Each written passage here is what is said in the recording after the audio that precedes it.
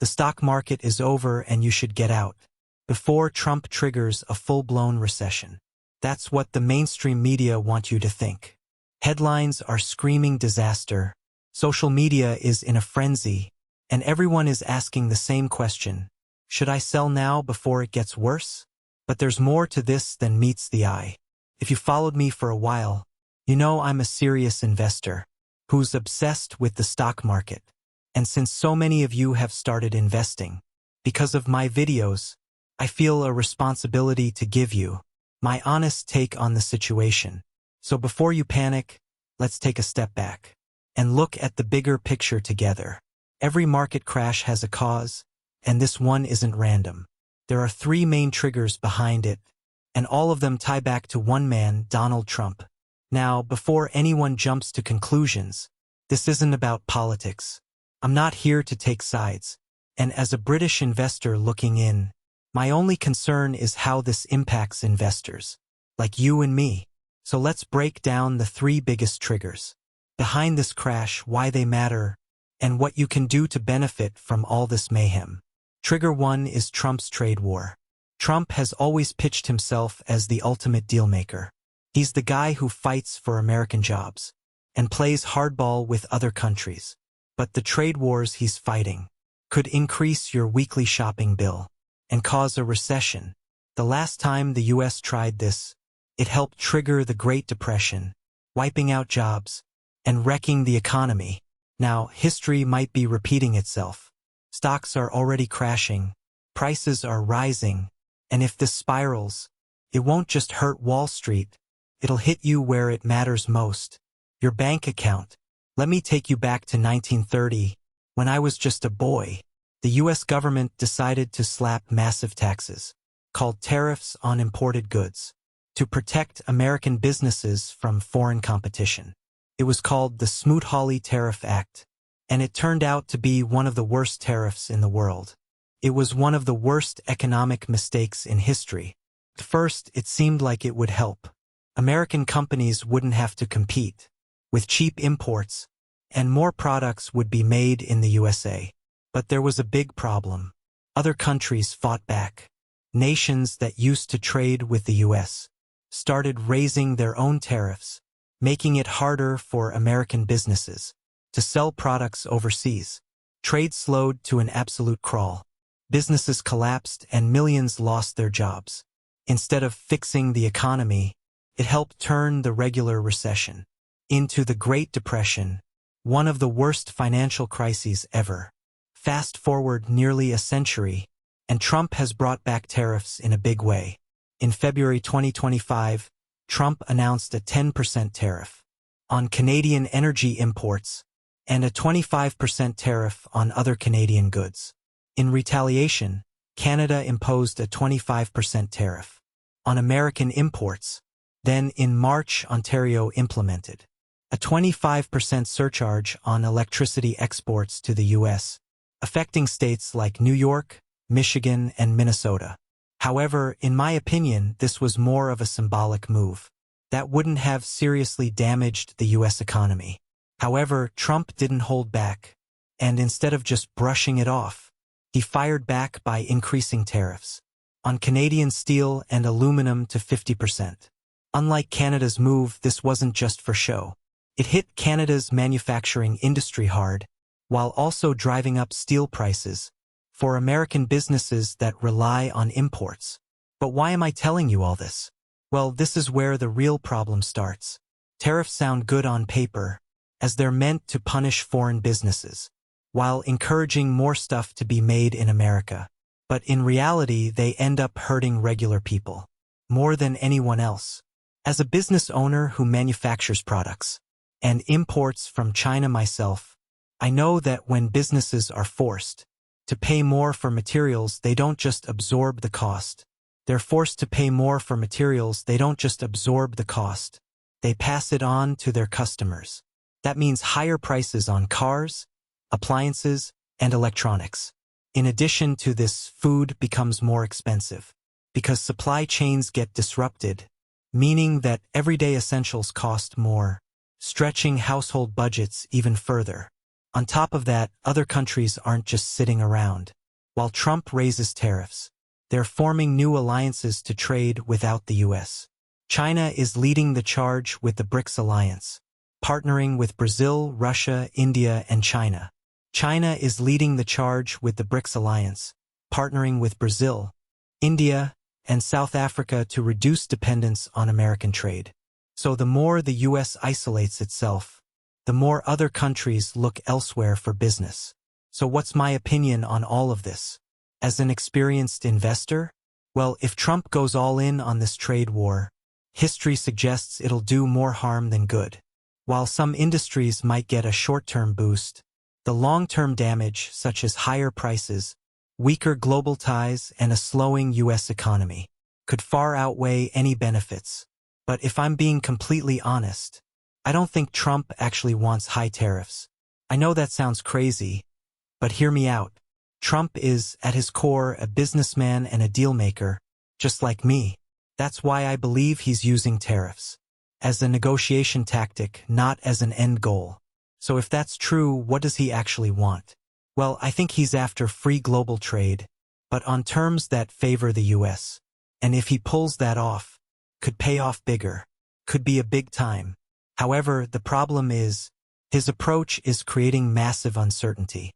The constant backtracking, new tariffs, and mixed signals are spooking the stock market because investors hate unpredictability. If this drags on too long, could shake confidence so much that it pushes the economy towards recession, something even Trump's own administration has admitted. They're willing to risk. Right now, the market isn't just reacting to tariffs. It's reacting to uncertainty about what comes next. And in investing, uncertainty is one of the biggest killers of confidence. Trigger 2 is Trump's stance on NATO. Trump has openly questioned the role of NATO, the military alliance that protects Western countries. He suggested that the U.S. shouldn't keep defending allies unless they start paying more for their own protection. While that might sound like a fair demand, if the U.S. steps back from its NATO commitments, could create a problem, a power vacuum that countries like Russia and China might exploit. Markets hate uncertainty. The second investors sense that world stability is at risk. They panic. If NATO weakens, it could encourage Russia to push further into Europe or even lead to new conflicts, as countries try to adjust to a world without the USA acting as the global police force. More conflicts mean higher military spending, unpredictable trade relationships, and spikes in energy prices, all of which can rattle the stock market. Trigger 3 is Trump's secret plan. There's been a theory circulating that Trump may be crashing the stock market on purpose. I know that sounds crazy, but there is some evidence for it. Trump has never been a fan of high interest rates. In fact, he's called them ridiculous and has openly attacked the Federal Reserve for keeping them high. Now, here's where it gets interesting. The Fed is technically independent, meaning Trump can't just tell them to cut interest rates, but their decisions are based on economic conditions. If the stock market crashes and a recession seems inevitable, the Fed has no choice but to step in and slash interest rates to prevent a total meltdown. But why does Trump want lower rates? Well, because high interest rates slow down the economy. Businesses borrow less, stocks struggle, people stop spending as much, and for Trump, who loves growth and hates anything that makes America low, people look weak, they're a problem. It's not just about making the stock market go up. It's way bigger than that. The U.S. government is drowning in $36.5 trillion of debt, and when interest rates are high, the cost of that debt goes through the roof. Think of it like a massive credit card bill. Imagine you owe $36,500, and your credit card company charges 10% interest per year. That means before you even start paying down the actual debt, you're being charged $30,000, $3,650 every single year, just in interest. Now, imagine the credit card company suddenly slashes the interest rate to 3%. Instead of paying $3,650 per year, your interest drops to just $1,095 annually. That's a saving of $2,555 every single year. Now you can put this money towards actually paying off your debt, instead of just keeping up with your interest rate. Well, that's exactly what Trump might be doing, but on a $36.5 trillion scale. If the Fed lowers interest rates, the government can refinance its debt at a cheaper rate, saving billions, if not trillions, in interest payments. This wouldn't be the first time something like this has happened. If Trump can create that opportunity on purpose, it could go down as one of the smartest economic power moves in history. If this theory is true, we're not looking at a long-term economic power move, economic collapse. We're looking at a temporary shakeup before a massive rebound. So you're probably wondering, how can you benefit from this crash? Well, you need to understand that stock market crashes aren't rare disasters. They're a normal part of investing. Every few years, the stock market takes a hit. People panic and headlines scream, the end is near. But history tells us a different story. Every crash of the US market has been followed by a recovery. The people who panic and sell, they lose money, while the ones who stay calm and invest strategically often come out on top. Instead of freaking out, this is the time to prepare, make smart moves, and hopefully set yourself up for massive gains when the market bounces back. Look, I'm not a financial advisor. However, I have made millions during stock market crashes. So here are my thoughts on what you can do to prepare. Step 1 is to invest while the market is down. Before you even think about investing, you need a rock-solid financial foundation. I know I've said it before, but it's worth repeating. That means building an emergency fund of at least 3 to 6 months' worth of living expenses, and eliminating any debt with an interest rate above 8%. Assuming you've done that, if you've never invested before, this could be one of the best times to start. Stocks are essentially on sale. During the 2008 financial crisis, I was still investing at the bottom and saw my investments double within a few years. However, many of my friends panicked and sold, locking in their losses and missing out on the recovery. No one can perfectly predict the exact bottom of the market, but if you invest consistently while prices are low, you'll be buying assets at a discount. Step 2 is to stay disciplined and think long-term. Market crashes aren't random. They follow predictable cycles. There are 3 types of crashes. Corrections, which is a 10 to 20% drop. These happen frequently and are part of a healthy market. Bear markets, which is a 20 to 40% drop. These happen every few years and last about 289 days on average. And fall collapses, which are more than 40% drops. These are rare, but have historically been followed by huge recoveries in the USA. The biggest mistake new investors make is letting emotions dictate their decisions. When stocks drop, fear kicks in, and people sell at a loss. When stocks rise, greed takes over, and then they buy at inflated prices.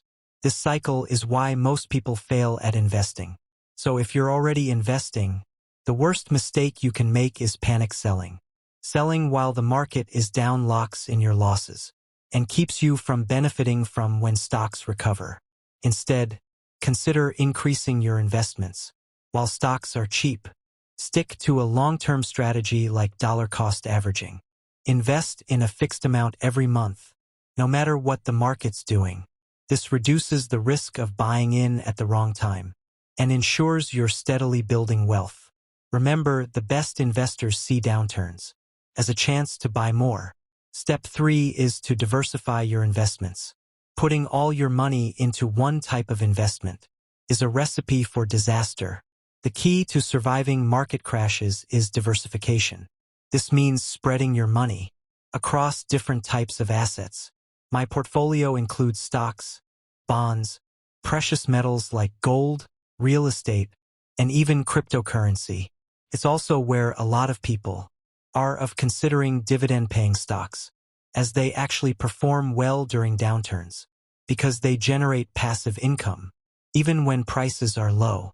Just remember, market crashes aren't the end of the world.